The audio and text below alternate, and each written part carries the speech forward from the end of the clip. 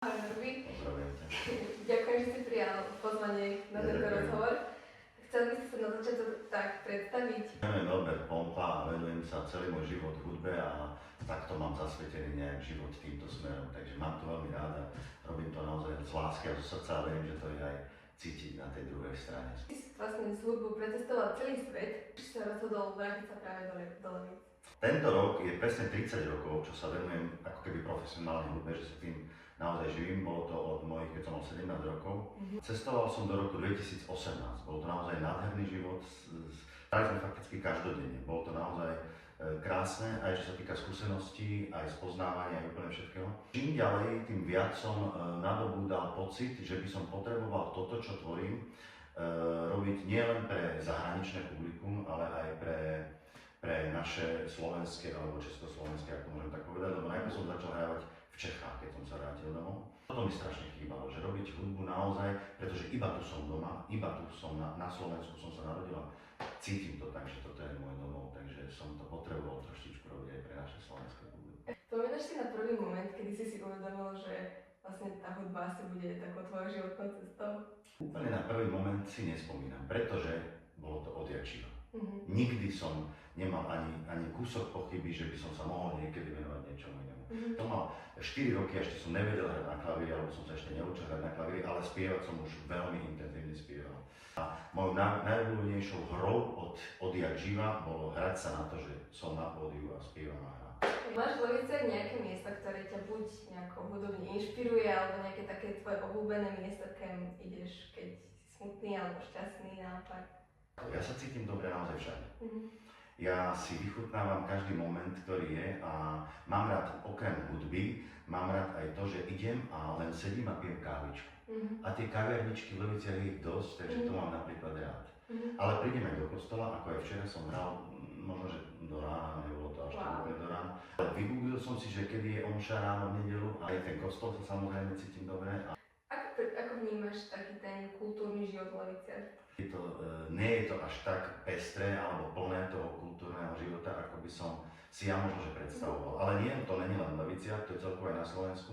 A ja si tak stále hovorím, že akože nie, že by som nadával na to, ale tak si to porovnávam s tým, čo som zažil aj v zahraničí a tak.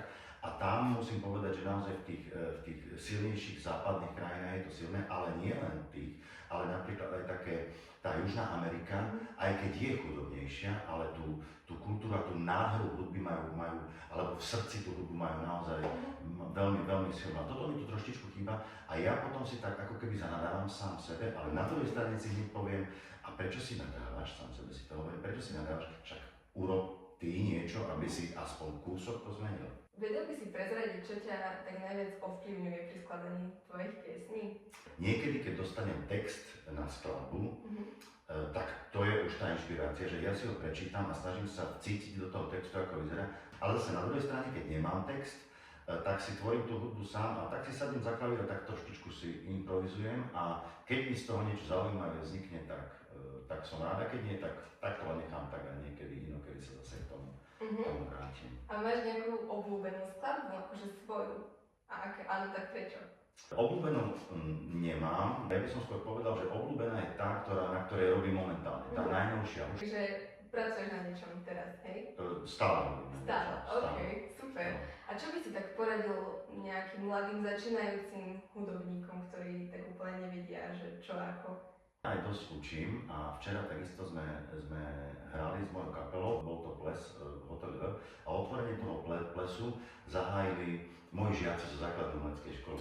Bolo to fakt tak nádherné, že ma to tak dojíma. Takže ja sa tým deťom snažím odovzdať všetko to, na čom som tie roky v zahraničí, nielen to, čo si naštudoval, lebo takéto samozrejme aj študujem celý život, alebo študoval som celý život iba hudbu, ale tá prax je neskutočne dôležitá, takže to sa snažím odovzdávať tým deťom. Ísť aj do zahraničia hrať, keď sa naozaj chceš venovať hudbe, je veľmi dôležité, lebo tie skúsenosti nedostaneš naozaj nikde, lebo tá pestrosť žánrová, ktorú nadobudneš, je neskutočne široká a aj to denné stretávanie sa aj s problémmi, ktoré na pódiu ťa postretnú, je veľmi dôležité. Ja som to tak rada zakončila s tým, že Čo by si zablahoželal Leviciam k 870. výročiu?